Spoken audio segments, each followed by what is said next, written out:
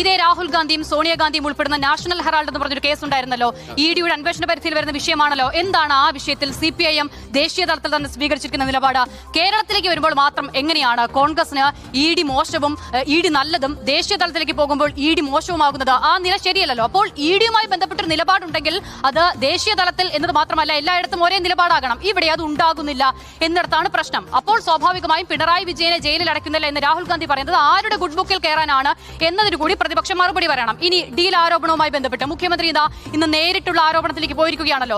അപ്പൊ ഇത് കേരളത്തിൽ മാത്രമാണോ? ഞാൻ ചില കണക്കുകൾ പറയട്ടെ. കഴിഞ്ഞ 5 വർഷത്തിനിടെ കോൺഗ്രസ് BJPക്ക് സംഭാവന ചെയ്തിരിക്കുന്നത് 112 MP-മാരെയാണ്, 80 MLA-മാരെ, 126 മുൻ MLA-മാരെ, 12 മുൻ മന്ത്രിമാരെ. കഴിഞ്ഞ ദിവസങ്ങളിൽ രാജ്യസഭാ തെരഞ്ഞെടുപ്പുമായി ബന്ധപ്പെട്ട് വോട്ടെടുപ്പിൽ എത്ര പേരാണ്, എത്ര കോൺഗ്രസ് MLA-മാരാണ്, എത്ര കോൺഗ്രസിന്റെ പ്രതിനിധികളാണ് BJPക്ക് അനുകൂലമായി വോട്ട് ചെയ്തത്? അപ്പോൾ ഇതൊന്നും ഡീലല്ലേ? അപ്പോൾ ഇങ്ങനെ കൃത്യമായി